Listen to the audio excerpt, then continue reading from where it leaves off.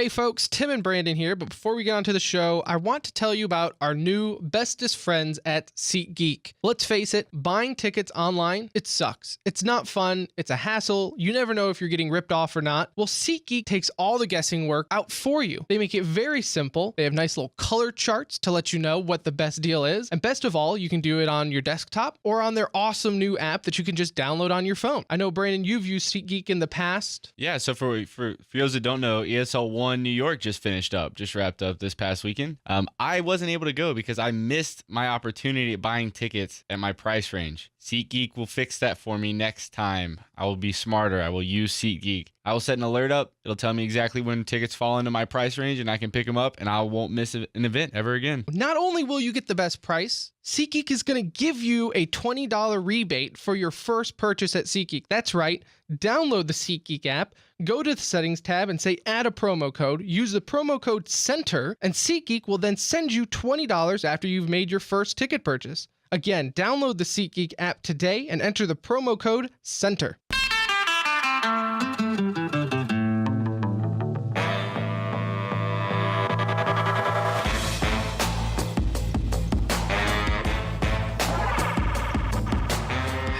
Hello, and welcome to another edition of The Center Ring.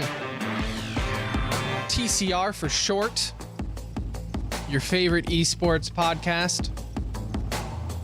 Episode 43 coming to you live, pre-recorded from an undisclosed location. The date, October 3rd of the year 2016. The time, 9:05 exactly.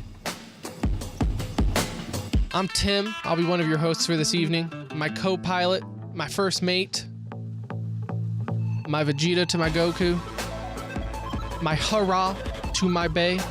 This is literally the slowest intro I've ever experienced. It's Brandon. How are you? I'm good. Just brushing up on hero picks for a little bit later. There you go. Show research. Who does that? Yeah, especially right when you start the recording. Yeah, exactly. That's how we do it. Anyways, episode 43 of The Center Ring. This episode will be our second featured on the Blowout Podcast Network. So for those of you who are listening to us on Blowout, welcome. Welcome to the show, The Center Ring. You can follow us on Twitter at The Center Ring. We talk about esports and all things that imply. No League of Legends, though. Sorry. We don't talk about that esport. Every other esport we'll dabble in, but no League. Okay? For those of you who just listen to the show and don't know about Blowout Podcast Network, go to their website, blowoutpod.com, and check it out. It's kind of a mixture of a bunch of podcasts, of a variety, to say the least. It's a podcast network. Yeah, it's just not esports, though. In fact, we are kind of the weird one. We are the oddball. We are the oddball. Blowout, but you got It's Just Banter. That's kind of like their staple. That's just a good old fashioned buddy talk. Buddy talk. Banter, if you will. Got Dragon Brag. That's an awesome Game of Thrones podcast. You got TC's movie podcast. That's a good one. The Back Door. I will. It's just the show. It's just we never actually make it to the end. We never make it to the end of the music. Way to act like a professional, though. I appreciate it. Hey, caught me off guard. What can I say? So again, blowoutpod.com. Check it out. Or don't. You know, I can't force you to do anything. It's 2016. You live your life. All right? But I want to start the show. Well, actually, let me preview the show. I'm so sorry. Because I bet you a lot of people are on the edge of their seats and like, oh my God, how's he going to start the show? I don't even know what we're talking about. We're going to end the show with e-news. Brandon's going to be the anchor on that one. We got Overwatch Open this weekend. That happened. That Overwatch Open basically took an entire week, but it ended just as fast as it came. So E-League played some Overwatch. We're going to break that down, do a little observations on that. The middle segment of the show today, I did a lot of research on this, and I was going to do this whole production thing, but I just ran out of time. Because doing one show a week, I mean... How do you have the time? How do we even manage? I mean, honestly, it's ridiculous. But I do want to talk about this NBA esports romance, if you will. You know, a lot of news came down. The 76ers bought a team. the Warriors got involved with Team Liquid. So there's a lot of new faces now, investors, owners in esports that are also involved with the NBA. And I've seen a lot of people talk about it and saying there's this connection. And I just want to talk about it, kind of give my thoughts, opinions, hear yours. If you're a listener, let us know on Twitter on what you think. But we want to start the show off with another huge tournament that just ended, and that's the ESL One New York for CSGO. It just ended. It kind of kicked off the fall season, if you will. Right? This is kind of now the ramp-up period for CSGO. You got ECS starting soon. A lot of the more holiday tournaments and everything are going to be played between now and Christmas, followed up with a quick turnaround in February. And we got one more major to go this year, too, before the next one starts in January. So, I mean, there's 2 more majors coming up in the next 4 months, 5 months. Which one am I missing? Don't we have one more coming up in December and then one in January? Which one's in December? 3 majors this year, and then has there already been 3? You had MLG. You had ESL One Cologne. Yeah, there should be one more. Right? What are we missing? Look this up. I'm looking. If only we had a contraption that could look this up and fact check us live. Oh, no, I guess they only did 2 this year. The next one is E-League in January. So there you go. So E-League will be but there you go. It's kind of kicking off this season of CSGO. We're done with the down period. We have some tournaments with big teams that matter. How do you want to go about this? Do you want to just kind of start with the results like we normally do? Well, I've really only got 2 matches to talk about for ESL One. Well, let's speed through the results then, because I'm with you. As far as the group stage, there wasn't a whole lot of storylines. No. Kind of what you'd expect. G2 and Astralis getting 7th and 8th place, not tying for last, but they're the bottom 2 of the tournament. Is that even news anymore? I mean, to be fair, they got last place. They did poorly in a tournament with a lot of good teams. This was not a slouch of a tournament by any means. So getting last place isn't like getting last place at, the Northern Arena or something like that. Yeah. I don't know. G2, though. G2 coming into this had a lot of hype kind of being built around it because they had started to kind of put things together and win big tournaments and take out big teams. So I think it is a little surprising to see them get number 3 on Thorne's power rankings. I do think it's surprising to see them as low as they are. I mean, they didn't win a single match. As you know, so this you're looking at can see this the thing there. That's the surprising part about them. This is that Swiss format that we actually mentioned. I think it was either last show or the show before. It kind of takes groups out of it, and everyone kind of just plays everyone sort of thing. But yeah, G2, and I mean they didn't play Liquid. Please forgive me. They did not play good teams. They lost to Astralis. That's been garbage, like hot mess lately. No, and Liquid and Optic. Let me say this because you just said Liquid. Forgive me. Let's not use the results of this tournament to completely sway our opinion after the last couple months of games. Yeah, like G2 should have beaten Liquid. I don't care if this is a LAN event compared to an online event. Yeah. G2 should have beaten Liquid. But you're right, they didn't. They lost to Astralis, Optic Gaming, who admittedly beat SK recently. I would like to talk about the hypotheticals in esports just because it's what we do. So Optic Gaming beat out Cloud9 for that spot. For whatever reason, Cloud9 can win all these tournaments, but when it comes to qualifying to a tournament against Optic Gaming, Optic has figured out Cloud9, okay? But where would you think, just looking at the results here, okay? And we'll get to the rest of the results here in just a moment. If Cloud9 defeated Optic Gaming and qualified, do you think they would have outlasted Optic? Like, do you think this would look completely different if Cloud9 was in the mix? Probably not, actually. So, I mean, if you look at Optic Gaming's results, they had 3 losses. SK, VP, who we'll talk about much later, and Fnatic. I think that would have been the difference. Fnatic, I could see it going to Cloud9, but I mean, if the other 2 losses, probably up not. In the air. Yeah. Fnatic, I could see going to Cloud9, and this is the new Fnatic that's still trying to kind of find their way with some inconsistent results. Well, they got 6th place in this tournament. You know, Olaf Meister did an interview with Red Eye after they defeated Liquid their first game, because Liquid had their revenge. But they talked to, or did they? Which one do I talk about? Did they beat? Yeah, did they beat Liquid? Who? Fnatic. No, they lost both times to Liquid on Dust 2. Man, why do I remember them winning? I must be thinking of the Astralis game. Either way, Olaf Meister did an interview with Red Eye, and Red Eye specifically asked him, like, hey, how are you feeling about this new Fnatic team? And Olaf Meister said it's the first time that he's been enjoying playing Counter-Strike in a long time. Because obviously with the friendship tensions and everything with the old roster. Yeah, but how can you not enjoy rolling people in back-to-back LAN tournaments? Maybe it's just not, it's not all about victories. I'm thinking about when we play games. Half the time I want to kill one of our friends. We definitely have more fun when we win. When we're losing, but when we're winning, like, I don't care about your boneheaded plays if we still won.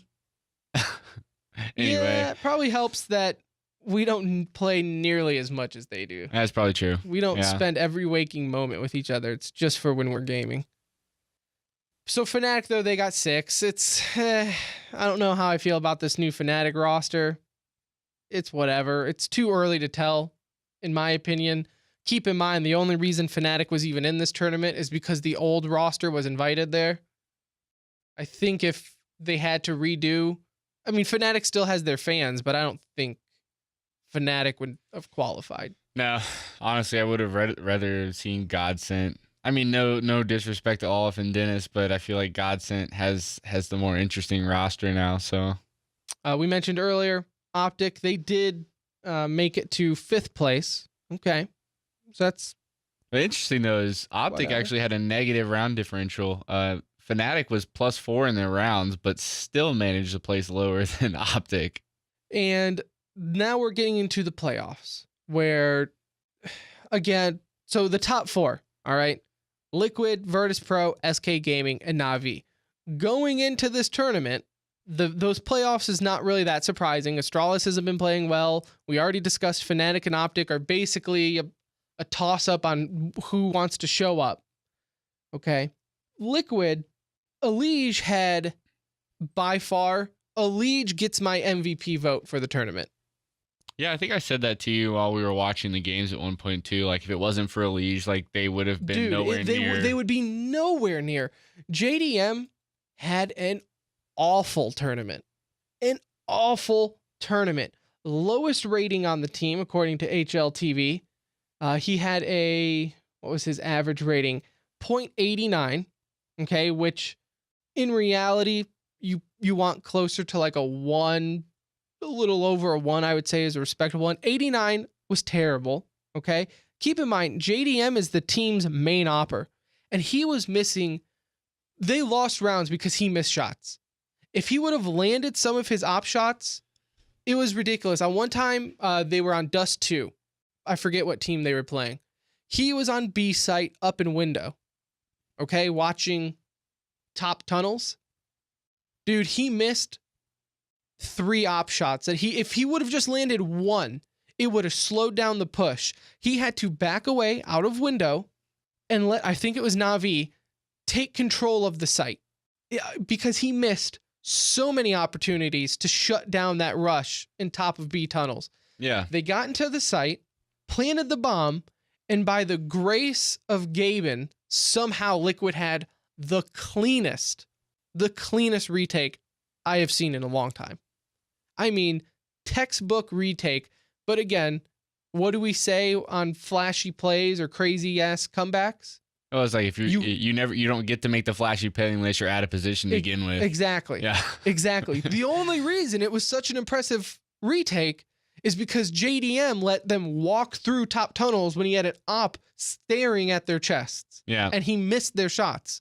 So the only reason that was impressive, one of the reasons, is because JDM could not land a shot to save his life. JDM's average damage per round was 66.5. That was his average damage per round as the main opper. For comparison, I looked at Fallen and Guardian, who are also the main ops for their teams, right? Arguably the two best ops in the world. Their average was more around like 75, 77. Yeah, I'm looking at the results for the game between Navi and Liquid, and I mean, you look at it's like the simple joining Navi is finally starting to mesh together a little bit. Simple and Flamey on Navi against Liquid both went positive 21. Flamey had 104.1 average damage per round according to HLTV. So you're looking at a guy that throughout the course of that match not only eliminated one of Liquid's players, but did more damage beyond that to somebody else. That's insane. Well, I mean, look at Elige. Elige's average damage per round is 91.2. Yeah. So you would think, okay, well, maybe JDM just wasn't getting the kills. But it wasn't even that. It wasn't like someone was stealing his kills or cleaning up after him. He was only doing 66 damage per round. That's barely over taking one person below half health each round. Yep. That's what you contributed to your team. That's not even helping anyone clean up a kill. Yep. That's borderline not assist worthy. You were cannon fodder. Hopefully your comms were at least decent, because that's all what you were contributing was comms. That's all. Maybe he needs to sit up. Maybe the JD lane is no more. Just sit up a little. Either way, he had a noticeably bad tournament. Noticeably bad. It was not good. And they still made it to playoffs. I mean, they still made it to top 4, which, based off of their recent performances, again, failing to qualify for E-League, I would take it. I would not complain. They were eliminated by Navi, which, of course, was the storyline of Simple and Hiko's romance was beaten to death. That was brought up every waking moment. Which, what are you going to do? That's stupid. Well, it's the storyline, right? People want to see it. People want to see it. I can't stand it. You know why I can't stand it? Because when it was not working out, Hiko was salty as hell about it. That's neither here nor there. Yeah, that's a whole other rant. Either way, the romance is no more, and they talked about it a lot, but Navi ended up eliminating Team Liquid 2-1. Okay? Which, by the way, Liquid took that first map, Cobblestone, 16-7. Navi kind of struggled on Cobblestone the whole tournament. I don't think they won a map on Cobblestone. Oh my goodness. Yeah, now that you mention it, looking at the finals. I mean, teams knew it. Teams were picking Cobblestone against them. Yeah, looking at the finals against VP, they only got 3 rounds on Cobble. And against Liquid, they only got 7. Yeah. Yeah, they were struggling bad. They had a really bad Cobble tournament here. And teams knew it because they were picking it. And then from there, I mean, it kind of all went downhill for Liquid. They lost on Train and Dust 2. The other semifinals, Virtus Pro versus SK Gaming. Oh. SK Gaming being that. Oh my goodness. That was an amazing game. The Virtus Pro and SK? Yeah. Oh man. Yeah. That had everything. For all those people bitching and moaning about the games lasting too long, let's at least appreciate this being one of the culprits to that. All right? Oh. Like, I'm okay staying up till 1 o'clock if I'm watching that type of game. That was one of the matches I want to talk about was SKVP. And specifically map 2, SKVP on Overpass went to triple overtime. VP ended up winning 25-21. Yeah, VP ended up winning 25-21. And it was one of the most insane overtimes I've seen, in that it seemed like every single round, somebody was winning the games single-handedly, getting triples or clutches, or, I mean, it was just in such an insanely exciting game to watch. If you need an introduction to competitive Counter-Strike Go, I would point them towards SKVP on Overpass. And then on the third map, I mean, it was Nuke 16-7 VP. They started out on the T side, got 10 wins. That's normally enough to win you nuke if you get 10 on T side. What I wanted to bring up this, okay? So that was the later game of the semifinals. VP then had to do a quick turnaround time. I think there was, only a couple hours in between. I read that they were playing something like 5 hours straight almost, because as soon as they finished their match, they turned around and started the finals against Na'Vi. So they had a pretty stressful night. Again, I know people complain about that. How else do you want to do it? Like in the world that we live in, I mean, we'll get to this in observations. So package that. Package it. Yeah, I have All thoughts right? on that. I'm going to get back to that point that I'm about to make. All right. I just wanted to say, I just wanted to bring up that SK lost. That's really all I wanted to do. I have no observations on that other than I said it last week, I believe, when we were talking about the rankings, that I said SK, the only reason they're number one in the world is because no one has really convinced anyone else that they are number one. Not so much that SK is convincing me that they're number one. It's just they're not playing like a number one team. Yeah.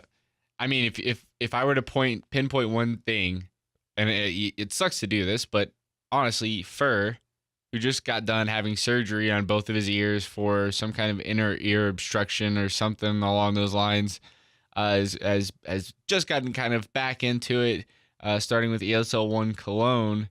But you can specifically look at him as a player and say this is why SK is not performing, and they're still good. I mean, they're in the semifinals for New York, ESL One New York. You lost in a game that you took a team to triple they're still overtime. playing well. So but I mean, against VP, we were talking about JDM's rating, HLTV rating being 0.6 whatever. Fur on the final map against VP had a 0.52 rating. JDM was 0.89.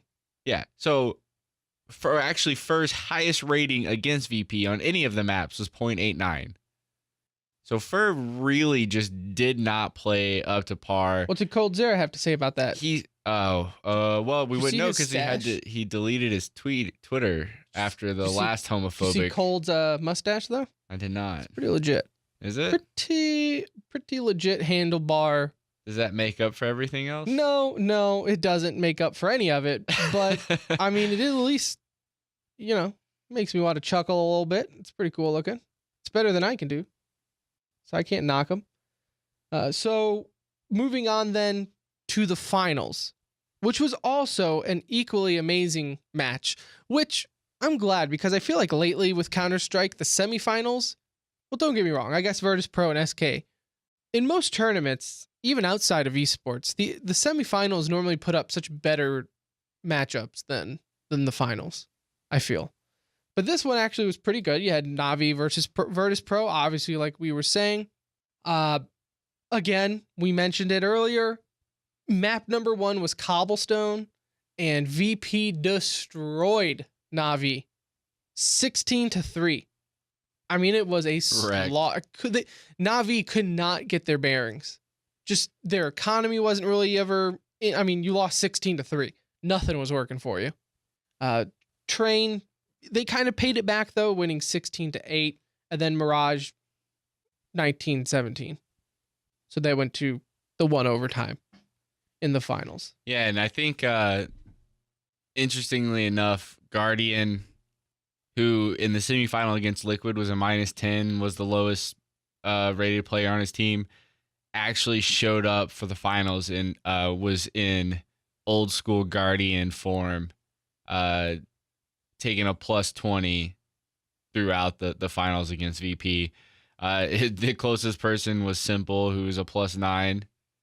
So Guardian did his vintage Guardian carry throughout the finals for Na'Vi. Yeah, but Simple, maybe in the finals, but Simple had Simple was the most consistently good. Yeah. I'm giving Liege my MVP because if you took Liege away from Liquid, they wouldn't have made it to playoffs. Yeah. I mean, just Simple dropping 30 bombs. Liege was the reason Liquid ended where they were.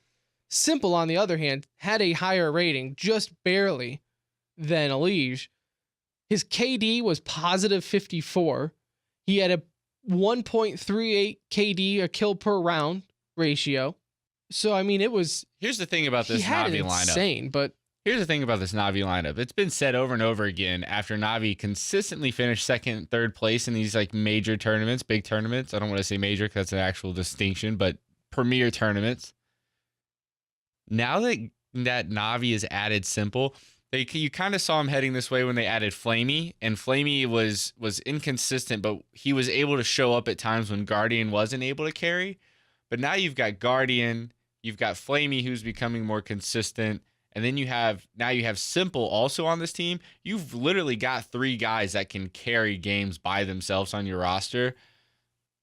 Well, we saw this not work though with when they first added Simple. Granted, they were probably getting their bearings with one another, but they were placing awfully. Well, and they switched it up, right? So when Simple went on, what was the storyline with Simple and Liquid? Who was going to be the sniper? Who was the main operator? You added Kusta. Why did you add Kusta when that was the whole thing that Simple left originally, because he was like, no, I was told I was going to be the sniper. Yeah. Then this happened, right? In New York, okay, Simple only used the op 19% of the time. Other than that, it was the AK. Yeah, so he switched to a rifler role. And he is still that effective. Yeah, he's just a good, if anything, great player. He's going to be more effective as not the main opper, because you're letting him not put the team on his back. But at the same time, he's putting the team on his back, but just without the stress. Yeah. He knows that he has guys behind him that can back him up. Yeah, and so I distinctly remember Thorn one time mentioning that Guardian, or that I keep saying Guardian, Navi didn't have that one other guy that could help put them over the edge. And I think adding Simple and Simple finally figuring out the role that he's playing in is gonna do that. And Navi is going to be ridiculously good from here on out, now that they figured it out. Are you saying that this is probably going to be like the new Fnatic? Are we saying Navi is back where they're going to... I would go as far to say they're going to be like the Fnatic of early 2016, late 2015 was.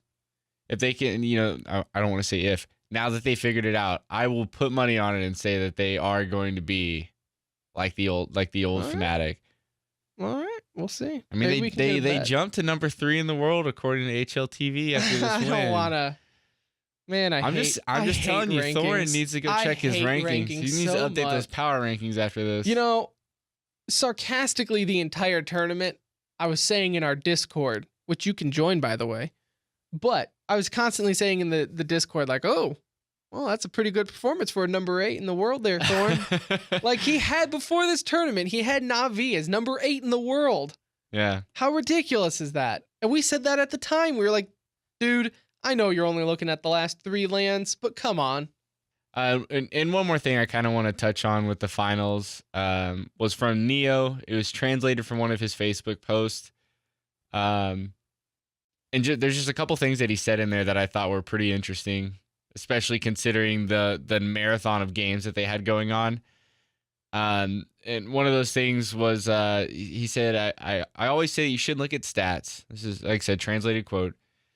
In the team, you always have different roles, positions, so not always it's as good an indication of the form. But this time I suggest looking into the stats from 2 of yesterday's games. In the semifinal, we were going pretty even as a team. But later, in the final, the older part of the team dropped off a little. Now, mind you, the older part of the team is probably like 20. How old is that? Taz, 28, 27.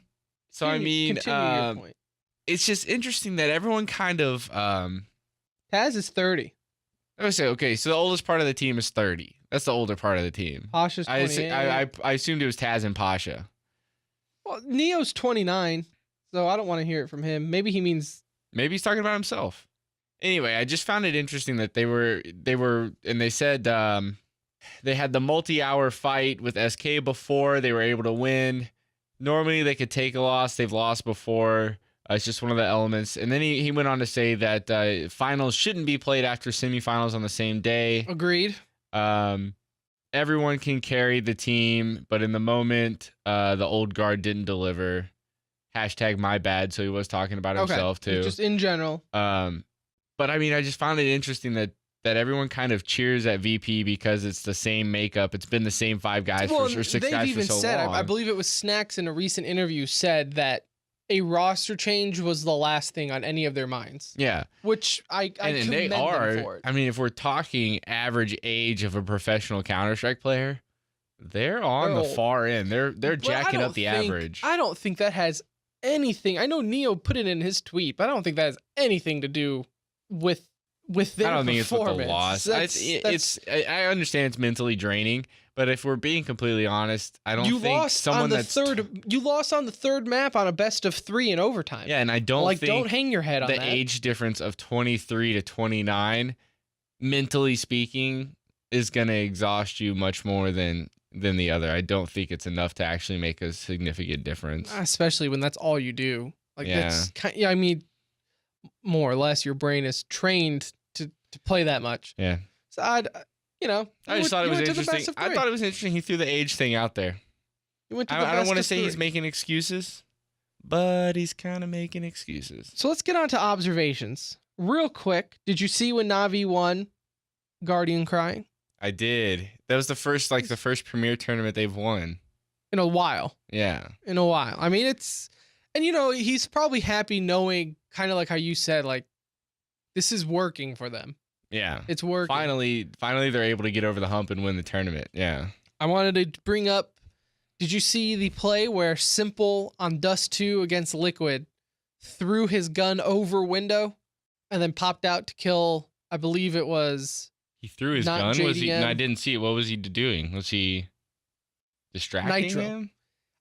I guess that was the thought behind it. Everyone freaked out. So he threw his op over the window on B site in Dust 2 and then ran through the window and shot Nitro in the face.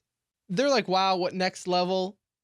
Do you think he was just being him? I'm going to tip my fedora to Simple that it was funny.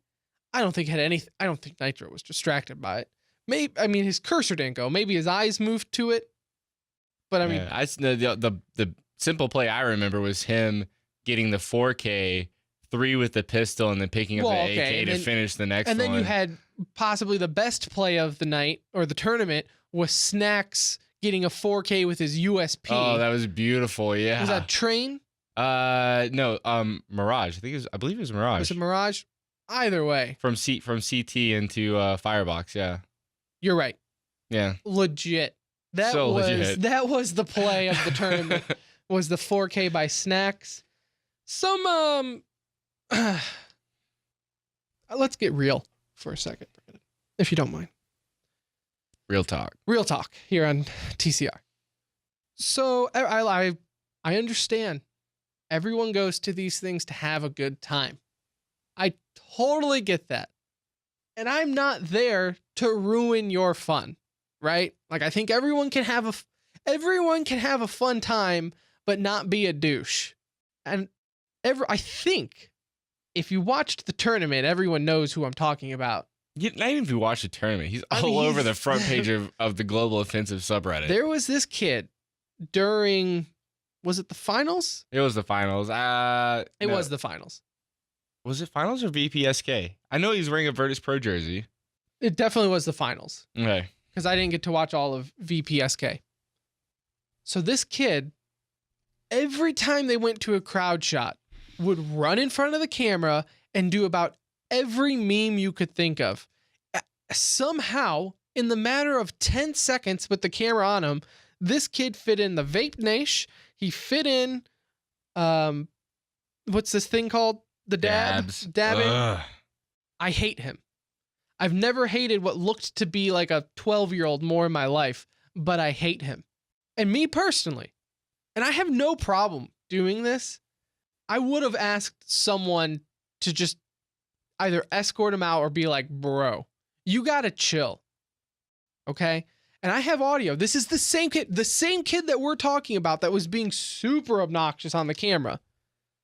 I guess this was someone sitting behind him or next to him. So in the Reddit thread there was God, I wish I would have gotten the submitter's name. If you pull it up on Look, he's not listening to the show. We don't have to credit him. In the big Reddit thread about this kid doing this stuff in front of the camera, there were several people that posted pictures and videos of stuff he was doing when the camera wasn't on him, which is, I think, what would have set me over the edge. So yeah, like first off, I've been on the record before. I hate crowds at normal sporting events. At esports events, they're 10 times as worse. I don't know what it is.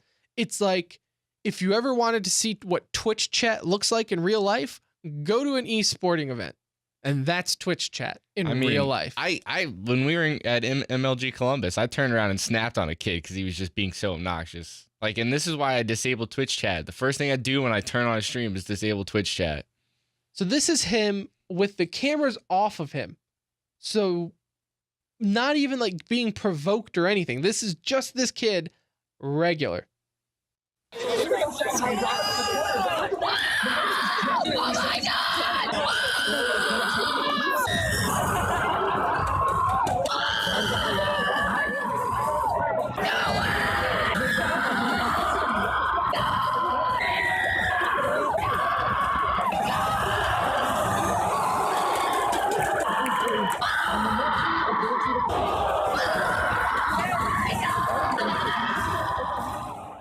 Kill me.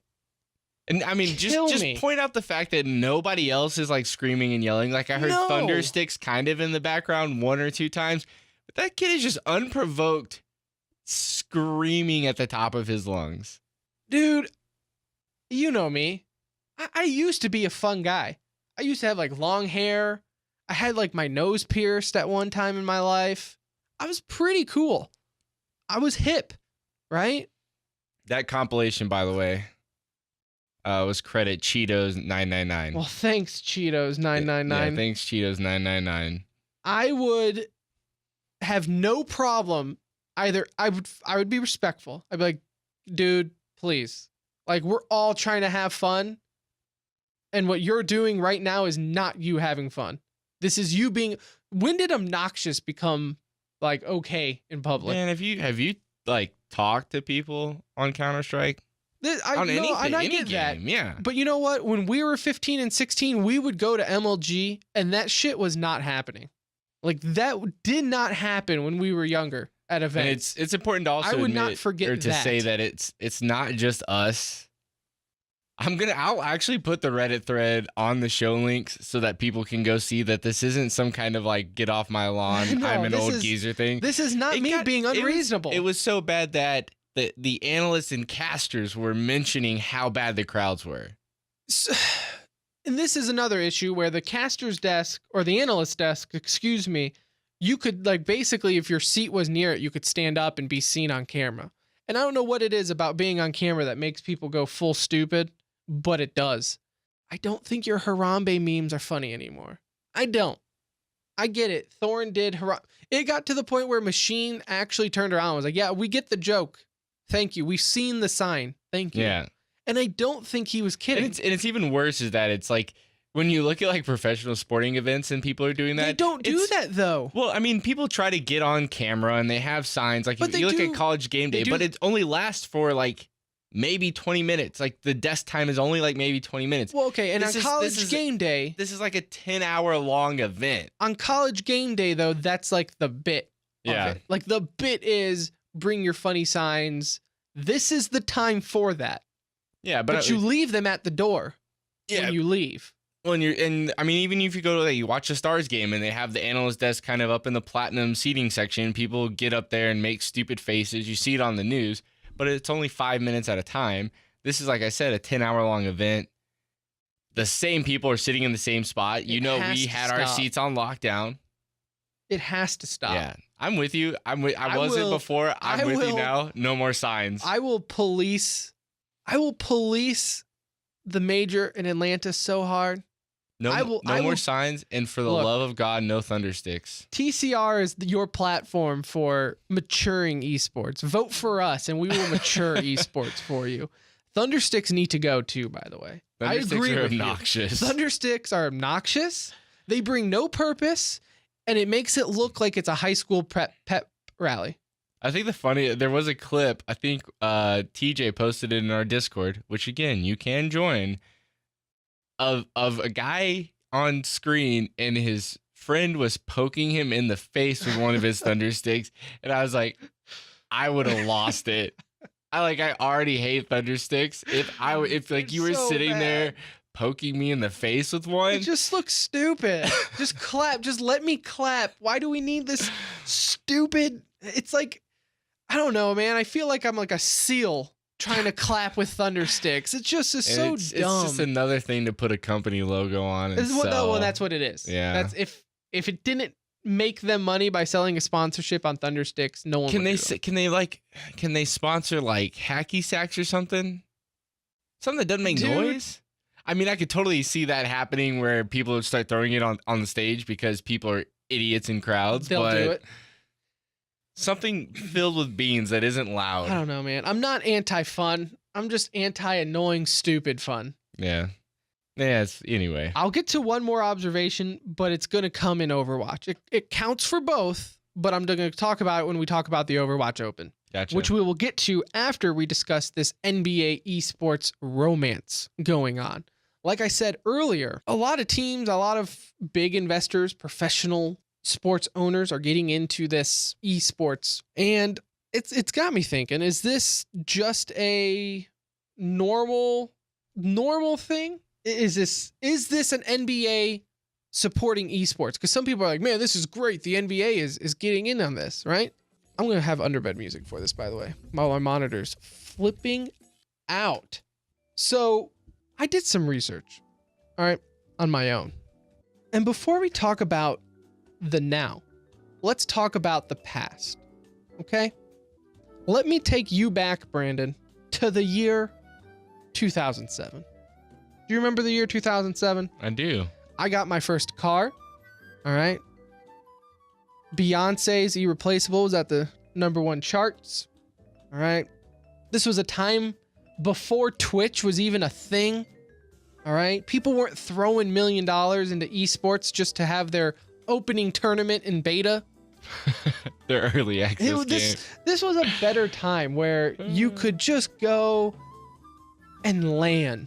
It was a better time. Trash talking was a lot more creative and a lot more receptive, by the way. All right, now it's just yelling. But I want to go back to 2007 because this was when the thought of being a professional gamer, it was around, right? Like we thought about it when we were 17, 18, like hell yeah, we could do this. Right? Especially when we hit semi-pro in Rainbow Six. We were like, we could totally make a living off of Rainbow Six. This game's going to be so popular. It wasn't. Not at all. Spoiler alert. No one cared about Rainbow Six. But we were semi-pro in it, so get over it. I'll hang that on my wall Any day. any day. Major League Gaming was at the time very popular. Right? That was probably at its high point. Was 2007. It was the only console kind of tournament circuit. I mean, and Halo was its huge. Baby, Yeah. right? Like you can make the argument of who helped who more. Did MLG help the Halo scene, Right. or did Halo help MLG? I mean, you can even look. You can look and hand say in hand. Halo had to implement MLG game types because so many people were playing MLG types. Exactly. So it was being noticed. Okay. Final Boss. That was one of the top teams at the time. People were watching, including one NBA 3-time All-Star, Gilbert Arenas. Do you remember that guy? Mm-hmm. Okay. You gave me a blank stare. I was just making sure we were on the same page. I'm following the path. I'm following the All story. right. I'm in it. Gilbert Arenas. He invested in, and I think he was only like 25 at the time, invested into Final Boss. And that was huge. Like, wow, a professional athlete even knows what Halo is. Because at the time, like 25-year-olds seemed so old, right? It was like, oh, wow. Side note, this monitor straight up died on me. So hopefully we don't need any more audio. Because that is a dead monitor in front of me. So Gilbert Arenas invests into Final Boss. There's interviews of him stating that, you know, this is the top of the athlete. It's a great time to get involved. Fast forward a little bit to 2011. Halo's kind of taken a backseat, right? Console gaming in general is kind of taking a backseat in esports. The only reason they're even relevant anymore is because of sponsorships between the systems and leagues. MLG has been in decline now for a while, starting its steep decline as we see today, being bought out by Blizzard and Activision. And Final Boss is no more. Maybe not the investment Gilbert was hoping for. Not to mention in his own life, he was dealing with issues, being busted bringing a gun into the locker room. It just wasn't a good time for anyone involved into that world. Okay? Well, let's kind of move on from that, right? That was the first kind of introduction, I think, that we saw NBA and esports. Even back then in 2007, NBA and esports. Now, fast forward to today. Okay. We have now a lot more interaction. Nearly 10 years after Arena's invested into Final Boss, esports is again having the best opportunity it can for being quote unquote mainstream entertainment, right? You're getting a lot more money involved. People are throwing $1 million tournaments when their game is still in early access. It is big, deep wallets now are getting invested. Okay. In late 2010, all right. Not 2010, 15. That's just 5 years. It's just a little bit. Rick Fox purchases Gravity Gaming, converts it over into Echo Fox. Echo Fox now, I would say, is a household name if you follow esports. They have teams in league still, LCS. They got CSGO. They got Smash and Mewtwo King. Echo Fox is a big deal. All right. NBA connection number 2. I want you to put a little asterisk next to Rick Fox, though, for me. Why? Because are you going to tell me later? No, I can tell you now. There's no spoilers here. Because between him and Gilbert Arenas, they are one of the rare oddball occasions where I truly feel that is a fan buying a team. Okay. Or investing into a team. The rest, I feel, might be a case of millionaire see, millionaire do. I think they're just following the money. Expert play on words, my friend. Told you I had time on this one. So Rick Fox, a little different compared to everything else that we're about to discuss. Little bit, I think, I couldn't find an exact date on this. I think it was early 2016, late 2015. The NBA Board of Governors had a meeting where NBA Commissioner Adam Silver and the Philadelphia 76ers CEO Scott O'Neil, they presented this piece at this Board of Governors meeting and said, have you guys heard of this thing, esports? It's becoming pretty popular. This might be something we want to look into. So this was not I don't know who was all at this board, but it was brought up in an NBA Board of Governors meeting saying, what do we need to do next? Okay, so there's another NBA connection where it's actually getting attention from the commissioner of the league. This is coming into between then and now. On March 18th of 2016, NRG had a group of investors. Let me get you this. I actually did not know this until doing this little bit of research. This whole time, Shaq is like the big thing for NRG, that he is the face of NRG, right? Did you know also involved in that investment was Alex Rodriguez and Jimmy Rollins? Yeah. You knew that? Yeah, when the first announcement came out, it was talking about all the players. I don't read press releases, Brandon. Oh, that's right? I'm interested in the business side of it, so I paid attention to it. Just give me good games. No, so, but again, so that's not, yes, it's an NBA connection with Shaq and TB, that helps TBS, who's big into NBA with TNT and everything there, right? A lot of advertising, cross advertising going on there. But you also have Alex Rodriguez, and again, How much do you want to bet Alex Rodriguez has never played? He probably didn't even know what an Xbox is. No, definitely not. Definitely not. He probably owns one and has never turned the thing on. He probably owns one because he just thought that's what you did. Yeah, he's like, when he bought his TV, the guy at Best Buy's like, do you want an Xbox with this? He's like, yeah, might as well. Yeah, sure. Why not, man? Moving on here, you had Jonas Jerebko. That's how I'm going to say the name. Of course, that is the former All-Star Detroit Pistons, now Boston Celtics player. He purchases Renegades, rebranding them and moving them to Detroit as the Detroit Renegades. Afterwards, they go on that huge winning streak because they beat like 3 teams in a row immediately after becoming Detroit Renegades. Coincidence? I don't think so. I think it's the heart of the city. Make note of this. It won't get brought up again, but for future, like 5 years down the road, I want you to be like, you know what? Tim on that formerly known Center Ring podcast, now known as Billionaire Podcast, he said that this is where franchise started. Could this be franchising a team on the horizon? Sneaking in, right? Hey, man, we're just rebranding to Detroit Renegades. Don't worry, not franchising.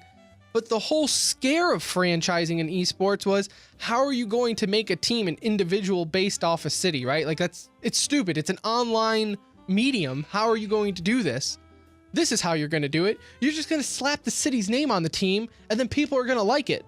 And then you're going to franchise it. The 2 dots I connect immediately are the Professional Esports Association League that just took place with all the teams organizing it. And if you start seeing more teams put a city moniker, you could see very quickly something like the NBA or the NFL or the MLB starting with locally based teams. Yes. And again, I don't think it has to be like some big presentation. It can be very sneaky. Just, hey, Jerry Jones is going to buy Cloud9 and rename them Dallas Cloud9. God, that would be so fitting. Like, what would stop anybody from doing that? They now own this team. They can rebrand it however they want. And if keeping the fan base of Cloud9 and throwing Dallas in there, like you're basically franchising that without anybody realizing what you're doing. Again, not relevant to the NBA romance of esports, but I just wanted to plant that seed so I can say I told you so in 3 years. Then you had, let's see here, moving down my list. Oh, this is like just in the last week or two, Philadelphia 76ers venturing in to be the first North American sports franchise to straight up purchase a team. Right? Rick Fox, yes, he purchased a team, but he wasn't like a North American, he wasn't a sports franchise. Rick Fox made his own team, technically, right? Well, he bought the skeleton and dressed it later on, but this is 76ers just straight up saying. Oh, I was thinking, sorry, I'm thinking it's Counter-Strike. He made the Counter-Strike team, bought the League of Legends team. League of Legends, and that's what he used to be his platform. Yeah, okay. But this is an actual sports franchise just straight up buying the team. They bought Dignitas and Apex, and they're going to combine it under the Dignitas name. Okay? Now, a lot of jokes of like 76ers being the first team to do this. First off, the results of the 76ers and what Dignitas is has no bearings on anything. That's stupid. It was a pretty funny joke, though. It's funny, but I'm not really going to acknowledge them in the sake of an argument on why this is a dumb idea. Yeah. Because I don't think it is. Because you got to also think, though, these are owners who have influences on the New Jersey Devils and Crystal Palace in the EPL. Okay? So again, NBA, but they're also big investors in the NHL and the Premier League soccer. So take that with a grain of salt for what you will. I did want to bring up one thing. What was it? I don't know. I didn't write it down. It must have not been that important. Like literally though, the next day, Team Liquid announces, now these aren't owners, I guess, per se. You tell me this, businessman, because I don't really understand it. But the Golden State Warriors co-owner, Peter Guber, and I believe Magic Johnson, right? Has now controlling interest of Team Liquid. So they didn't buy the team, right? Not outright. So the previous owners probably still have board seats. Okay. But they controlling interest means they have control, but they're the ones that can like call the board meetings and influence. Because they have controlling interest, they have more votes than anyone else. Okay. So it's like when my fiance says I can go out with my friends, but really, she doesn't mean that. Right. Like I tell her I'm going to go out with my friends and she's like, no, yeah, you can go out with your friends. It's like, no, I am. Like, yeah. Let's be real here. Yeah. She gave me permission. Okay. So I understand that. All right. In an interview with ESPN's Daniel Rovell, he asked, when did you guys start to understand that you wanted to get into esports? Guber replied, Ted and I are in the audience business, and what we saw was a huge audience and amount of people that were watching esports. It wasn't too difficult to realize that this was a real opportunity. So like right there, all these people are saying like, man, it's so great to see all these guys get into esports. First off, they don't give a damn about esports. Oh no. Like, I can tell you exactly what they give a damn about. They see to me, and again, let me backstep. I don't want to be like me giving you my opinion on this. I was kind of presenting this information so everyone could make their own judgment decision of, is this an NBA romance with esports, or is this businessmen being businessmen? Me personally, I think it's the latter. Because whether this was esports or handball in America, all they saw was an opportunity. They saw audiences, they saw people watching, and they did it. It has nothing to do, because people are like, well, maybe it's the demographic of the NBA. No, it has nothing to do with demographic. It has the demographic of how many dollars are in this guy's bank account. Yeah, so there's three things that are causing all these business people to look at esports. One, the estimated growth of esports becoming like a $2 billion business by 2017, into 2017, something like that. The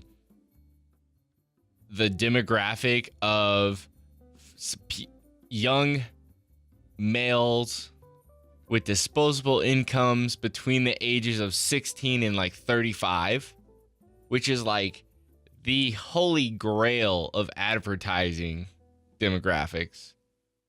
And then they're getting into the younger age where they can grow up with it, right? And the way esports people consume content, in that they're watching it online and they're engaged for a ridiculous amount of time.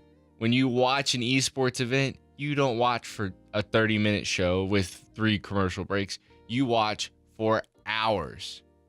You have it on for hours. And 90% of the time, you're engaged, watching, participating in some kind of ridiculous Twitch chat meme garbage. But you're engaged with the content for a very long period of time. You're the number one demographic for people that spend money. And esports is supposed to grow into this ginormous business, mainly because of that.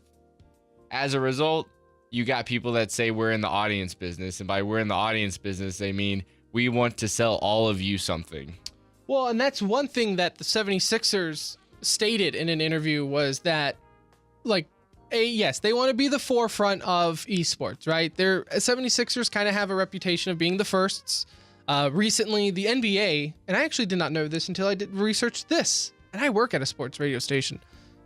The NBA now allows you to sell advertising for jerseys, on your jerseys. Really? The 76ers are the only team, and I believe it was with StubHub, that has sold anything on their jersey so far. No other team in the league has even jumped on this opportunity to sell, advertising spots on their jerseys. 76ers were the one to do this. So they're not a foreign to the concept of just in it to make the money.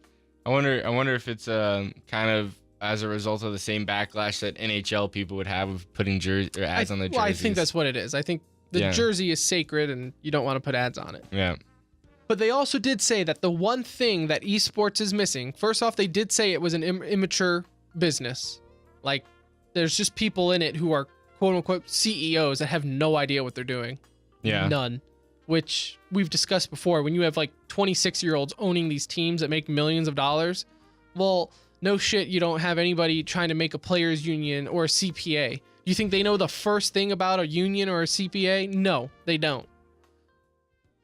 But moving on, they did say that the 76ers did say the one thing they want to do with Dignitas is mass produce merchandise. Like, yes, you can get merchandise in esports, but like Cloud9, I think is like the #1 selling gear because their website is so merchandise friendly. Well, yeah, even when we were in Columbus, Liquid literally ran out of gear to sell. Okay. They didn't run out of gear. They brought like a shirt. Box, yeah. They didn't bring any gear. Yeah, But I'm sorry. I didn't mean to frame that they sold a ton. I meant to frame it as they did not bring anything to sell. Yeah. And that was the one thing that he was saying is like, we're going to mass produce gear. You're going to be able to buy Dignitas gear when you see it. And it's not just going to be at events. Like, we're going to have them in stores. We're going to do that. Not from what they said, probably not do as much cross promotion between the 76ers and Dignitas for now, but it's going to be there. Okay. Do you want to know why they said that? Because the people that watch the 76ers would be like, what the hell is this video game stuff? You gotta wean them. You gotta on that. ease into it. Spit on it first. You don't want to go in there dry. So my main point to this too, though, is first off, I don't think it's like an NBA romance. I just think it's just so happens to be that all these rich friends also own NBA franchises. But is that like a bad thing, right? Like, is that a bad thing that, like, so what if they don't grow esports for the better of esports? If esports grows, do we care? Like, do you want to see esports grow right and be like, no, that's not true to the game? Or like Are what you if, asking my opinion on it? Do you want me to give my opinion on it? if it's a shorter one, because we gotta get to Overwatch here shortly, but like for me, like let's say they get rid of, because now you're having all this money in there, right? They don't have to do a giant ass 3-day, 12-hour a day tournament. They can manage to do these nightly TV shows on one single match. People will pay money to go see a best of 3 match, right? Okay. Is that a bad thing? That's not, no. I don't think that is. But would it upset you if esports grew and it was for the purpose of making money and not for the purpose of they like the game? That's the world. That's the world. It's always going to be about making money. I just hope that it doesn't grow too fast that it can't sustain itself. But no, but with these big investors, that's going to help sustain it. Yeah, well, I mean, they don't want their money. They don't want to lose money just as bad as anyone. Yeah, but I mean, it could, but it also could end up creating a bubble where people think it's safe to invest into it, and it's not. When you don't have any kind of return on interest, what will happen is people will pull their money out all at once, and then the whole ecosystem collapses. But only time will tell, though. Like that guy said, there's not a real business model in place for esports right now. There's been tons of talk about advertisers being endemic, which means the same people that are advertising are the same ones that are selling to the consumer right there, right? So it's like it kind of eats on itself, and the money you circulates. even have all these companies. You have, ESL, Face It, all these guys trying to be the company for esports. Yeah. But even then, like you said, it's like they have a great startup, they have a great plan, and then it always seems just to kind of fizzle out to be just another league. There's not enough money. There's not enough revenue stream to take it to that next level. But I'll tell you this, it's going to change. I will go ahead and predict this and tell you in 5 years, you're not going to be able to watch esports on Twitch for free. You think that's going to have to be? Oh, it's the first thing they're going to monetize once they get control of it is the broadcasting rights for. And that will be the true test. Yeah. That will be the true test. Only time will tell, though, really. But what time has already told us was the Overwatch Open. And I want to break this down real quickly because we are pumping this show. Killing it tonight. Yeah, killing it. Overwatch Open. It came and went. Like they had 1 week. At the start of the week was the NA qualifiers. At the end of the week was the EU qualifiers. And literally the next night was the finals between NA, quote unquote, NA and EU. Which was really we'll EU versus EU. We'll get to that. I think it's kind of silly that they do this. So their whole thing is E-League's whole thing was making this an EU versus NA finals because that was the way the brackets were working. Well, Envious, first off, is fully EU roster except for Tailspin. I know why, by the way. Did I tell you that? I found out why they're considered an NA roster. Well, they live here. Well, no. The original roster was 100% North American. So they just carried that over? So Tailspin is the only holdover from the original roster of Envious. Tailspin actually convinced Envious to recruit all the other people that are on that team.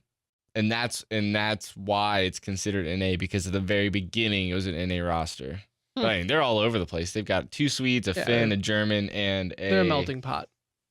What is that? Oh, Spain. And I don't mind the divisions, right? You want to split teams up in 2, and then that way you can have a final between the 2 best of that division.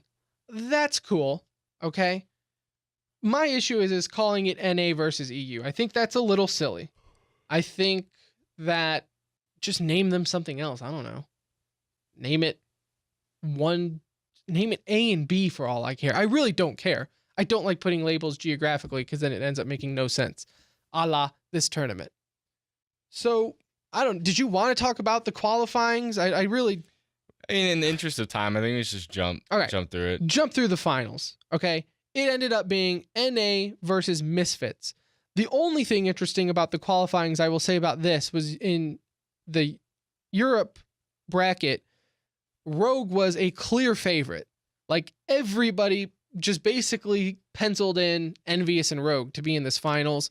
And then Misfits really came out of nowhere as the Cinderella story and defeated Rogue in the EU finals and 3-2, right? And moved on. Then you had on Friday night on TBS, it was Envious versus Misfits. Long story short, Misfits ended up winning the whole thing. 3-1 versus Envious. And I watched this. So first off, the way it ended, I want to bring this up. The way it ended on Hanamura, was it? No, Lijiang Tower. Sorry. Lijiang Tower. Got my Asian maps mixed up there. Lijiang Tower, dude, it was... Did you see the final moments of this tournament? I did not see the final moments of the tournament. What happened? Explain it to me. So it started with dual Zarya gravity bombs. So, one Zarya pops her ulti, the other one's like, hell no, and pops her ulti, right? So you have basically both teams just right next to each other, all gravitied up. And then the Tracer, I forget who was playing who, but Tracer on Misfits ended up throwing her bomb into Envious. Got a triple kill, and then that's how it ended. Oh, nice. Like, it was an epic ending to a really good tournament. No delays. It was awesome. E-League crushed it on TBS. I don't know if it's because they had time to warm up with Counter-Strike. I honestly kind of liked the Overwatch, though, more. I felt like Overwatch moved really smoothly. That's what I'm saying. I don't know if it's because it's a lot more predictable. Well, yeah, the overtimes in Overwatch are not nearly as ridiculous as the overtimes in Counter-Strike. With Counter-Strike, technically overtime could go on forever. Yeah, like you could have. There's no draw. No, there's no tying. And in the Blizzard is kind of built in the Overwatch on or overtime in Overwatch to where it's a little bit more, we're going to get this over with eventually. But no, I thought it worked out awesome. It was an awesome tournament. Few observations from this tournament, though. Okay. And this was when I said I want to bring up this in Overwatch observations compared to Counter-Strike. The USA chant needs to go. I don't like it. Not because I'm not a patriot. All right. I bleed red, white, and blue. It's because it makes no sense. It's like chanting USA at a hockey game because like an American scored. It makes no sense. Listen, I get it. It was Team Liquid versus Na'Vi. So it's NA versus the Ukraine. Whatever, it's not. We were chanting USA when Simple was on Liquid. He's not American. You chanted at Cloud9. They don't have all Americans. I understand. It's dumb. I understand. I the want you to saltiness.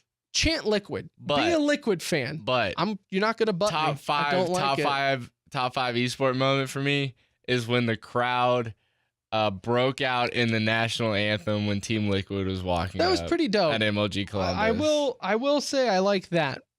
But I think this was the straw that broke my back on this one. They were chanting USA for Na'Vi during the finals against Misfits, okay? Yeah. Let me play you the intro that E-League played for Na'Vi, okay? Or not Na'Vi, Envious. My nickname or alias is Shipshayan. My alias is Internet Hike. Harryhook. My alias is Coco. I'm Taimu. My alias is Tailspin, and I play for Envious. The team came together in the very early stages of the first beta. It was me forming a team and then searching for players. Huh. It's a interesting accent you have there, Internet Hulk. What part of America would that be from? Is that like Seattle? Oh my god. I've never been to Seattle. Maybe that's how they speak up there. No, it's not. Because he's not American. They have one American on the team. Why are we chanting USA? Am I being I just reasonable don't, here? I don't care. I mean, you're really fired up about it. I'm gonna let you go, but Look, I just don't care. I think I'm more fired up because it's like I think what bothers me more is that there's no team loyalty. It's because okay, this is the NA team that's winning now, so we're going to go root for them like we've been a fan all along. It's country loyalty. It's not. It's not even country loyalty. This is false placed country loyalty. Anyway, can we talk about the meta? What came out of Overwatch? Go for it. Go for it. You don't want to talk about the real issues. You want to dance away from the real issues at hand in Overwatch and in esports as a whole. Let's talk about the meta. I'm just sad because Zenyatta's fallen off. That's your guy. What are you gonna do now? He's the only reason you could play with us. Zenyatta's no longer present. Although it's funny is that Zenyatta So was what kind is of he? the reason What that is he then? they won in Lijiang Tower. What was he? Because so explain the meta the way they do it in Overwatch. You have S. The Overwatch, you have the S tier, which is heroes greater than 95% pickage or pick rates. A, B, C, D, and F. F is less than 5% or pretty much never used. Zenyatta's fallen to D tier, which is between 20 and 5% usage rate. He still outranks F tier, which is Mercy, Hanzo, Pharah, Diva, Soldier, Junkrat, Bastion, Widow, Symmetra, Torbjorn. Literally half the roster is F tier, which isn't to say that they don't get picked. There were actually some very, very clutch Hanzo picks and several Pharmacy combos, which is a Pharah Mercy pick throughout the tournament. But they were all very, very, very situational. And it's because of Anna. Anna's jacked up the entire meta. She's messed it all up. Well, so not only is Anna jacking with the support meta, but she's jacking with the damage. With everything. Because you build your team. I mean, Envious I read an article about Misfits. NIP started the whole 3 tank, 3 support. This new meta that is going to happen now because Misfits did it and won this tournament. They're calling it the Beyblade meta, and I think it was Sure4 that actually coined the term because of Reaper's ultimate, Death Blossom. And the whole strategy behind it is you use Anna to get her ult. You give it to Reinhardt. He causes a bunch of havoc. While that havoc is going on, Anna charges her next ult and then gives it to Reaper, and Reaper basically wrecks face with it. Because with the nano boosted Reaper, even without his ultimate, can basically melt through anyone. I mean, he's a tank killer already, but when he's moving fast, takes less damage, and does more damage, it's even worse. There's already talks of in the next wave of nerfing that they're going to make it to where Anna's ult Oh, takes longer. It's 25%. They already They're did talking announce about that? nerfing to 25% ult charge, so it's going to take 25% longer to charge her ult. I don't think that's going to... It's kind of like Lucio, right? You nerf it, right? But there's still nothing that benefits you more than having that Reinhardt and Reaper wrecking face. You're just going to have to wait a little bit longer in between. So the meta's all jacked up right now because of that. You have Misfits is kind of... Where did Roadhog fall in that? You have the whole list in front of you? Because Roadhog was getting a lot of love this tournament, which compared to the Atlantic Open, there wasn't much. Roadhog was in C tier, which is what they consider the balanced heroes, which means it's picked frequently in most situations and shows people switching to him. I can tell you at the finals specifically, Envious had Temu that was on Roadhog for most of the time. Or is it Temu? It's probably Temu. Was on Roadhog for most of the time throughout the entire finals. So you do see people building comps around it or with it, especially when you got a guy like him that can hit the hooks the way he does. But, you know, we do have some new heroes coming out. May is now in C tier. She was causing getting havoc. A lot of play. Not only on defense. I know people were using her on defense a lot on Hanamura. But she's getting picks on attack now, too, just because her right click does as much damage as a McCree left click does. It's just it's a projectile instead of hit scan, so it's harder to hit. But if she does that kind of damage, plus has the utility of the freeze and the wall, and her ulti, now that it's bigger, the radius on it is bigger, does a little more area of effect. So she's becoming more effective and picked more often. But still, I mean, you still see Lucio and Zarya. Every single game, somebody has a Lucio and a Zarya on them.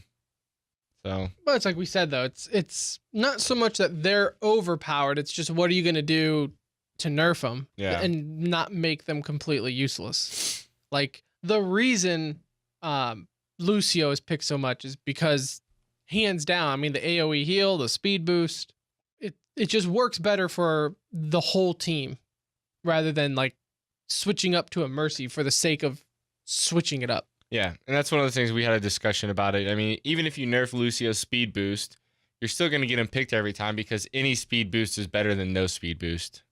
People getting to the point faster will always be better, so you'll always see Lucio unless his healing is just nerfed to the point where he cannot sustain people through any damage. Then again, he's kind of like he'd be like Symmetra in that sense. One trick pony with nothing to sustain. Speaking of sustain, I guess the question moving forward is Misfits going to be able to sustain now their top spot as EU? Like Rogue kind of held that spot ever since Envious left EU. I don't think Misfits will. You think this was kind of like I think this is something that teams tried to counter it throughout the tournament, but weren't able to. They roll. I mean, really, apart from the one map that Envious won, which was on Nepal, they didn't come close to taking another map. I mean, as soon as Misfits, or as soon as people figure out how to deal with the Ana on Misfits, I don't think they'll be able to sustain it. I mean, it's like, I mean, Misfits on King's Row. This was map number 1 against Envious. On their first, 3 cap on a attack, had 4 minutes left at the end. Yeah. So even when Envious captured all 3 in overtime, Misfits had 4 minutes to capture the first point. It was unreal. I mean, they just didn't even... It honestly almost looked like Envious just never really thought of them as a threat before they played them. Yeah. Honestly, that's what it looked like. I will say, I don't want to take anything away from Misfits, especially on Lijiang Tower that they won. King of the Hill, they actually changed up their comp. It was one of the only times they changed up their comp the entire tournament where they did not have an Ana, and they went back to the old school Zenyatta, Lucio, Winston, Reaper, Zarya, and Tracer. But throwing that Zenyatta on there to deal with Temu's Roadhog and Internet Hulk's Winston was a very clutch decision. Why no one on Envious switched heroes after that? I think Temu switched to Reaper eventually, but I mean, you're still looking at a Winston, which is essentially useless with a Zenyatta on the other team. Well, I mean, even his ulti, you get melted. Yeah. I mean, even when he goes beast mode. Yeah, and I mean, the only thing that they were dealing with was a Tracer. Why he was on Winston for that long, I think that was a little bit of ego on his part playing into it. But Misfits changing up their comp was a pretty clutch move. One last observation for Overwatch, and then we can go on to E-News.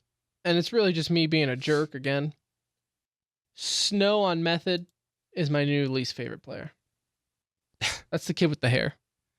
Oh, yeah, we talked about that. Yeah, get a haircut. Get a haircut. It's not, I get it, it's your thing. Again. I don't even know how he sees. He had one eye covered up the whole time. Just cut your hair, all right? Be an adult. Maybe wear a suit. Wear a suit. Let's move on to the E-News. I literally have one thing for E-News today, so I hope you have at least more than that. And that is Steve Aoki. Boom. Sorry, son. Maybe you should start E-News. Maybe you should host the show, and then you can go first. But he bought Rogue right after the Open. Or he didn't buy it. He invested in it. Yeah. He invested in Rogue. So again, another celebrity investing into esports. Nothing to do with NBA. But there's that. That's my contribution to E-News. What do you got? I feel like the esports in a nutshell guy right now. I'm trying to find headlines to read really quick.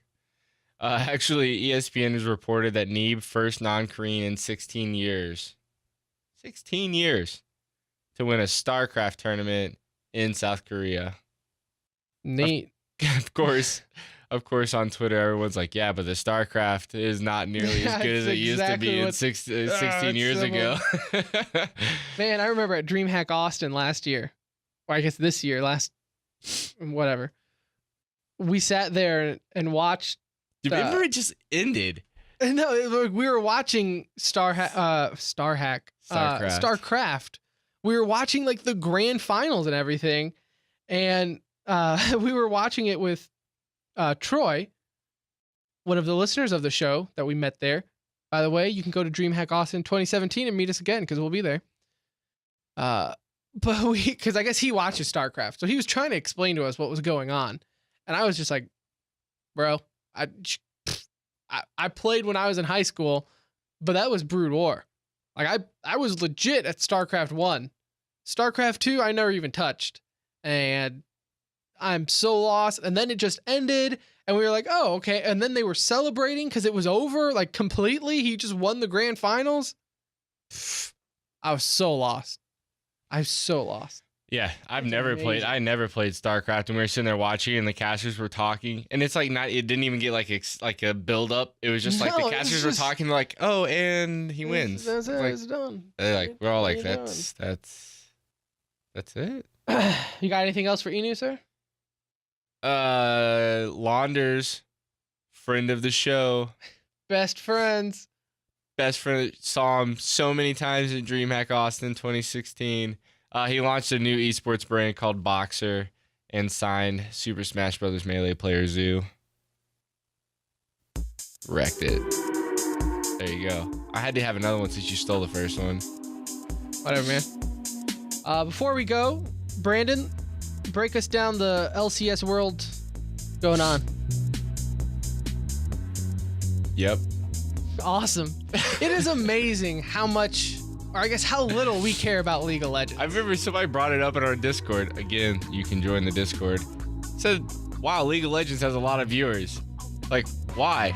Oh, I guess Worlds are going on right now. Yeah, I guess just the biggest tournament going on in League of Legends is going on, and we don't mean that in any kind of slight towards League of Legends. I just can't do it. I never got involved in League. I'm sorry. Maybe you want to look. You don't want us talking about League of Legends. You just don't. There's a reason we only bring up Dota during majors. It's just not pretty. All right. I'm sorry. That's going to do it for episode 43. Yeah, 43. Done in the books. I hope you enjoyed it. It was an extra long one, but we had so much we had to talk about. We couldn't let one thing go. Okay? You can catch us on our website, tcr.gg. Find us on Twitter at The Center Ring. You can personally find me at Pirate Mushroom. Brandon is at BrandonyNew. We aren't kidding. We do have a Discord, and we would love for you to join it and talk with us. We got, our group of friends and everyone in there. We're always friendly. I highly suggest you can take a joke if you're in there. All things said are views of our friends and not the show. That needs to be said. I don't agree with everything my friends may put. But again, hit us up on Twitter and I can give you a little invite to Discord and stuff. Again, this episode's on Blowout Podcast Network. Check them out at blowoutpod.com. They got some awesome, unique podcasts there that I'm sure you will find at least one that you like. They're good guys. And am I missing anything? I think you got it all, Twitter, actually. at the center ring. Check it out. Let us know. See you next week. Bye.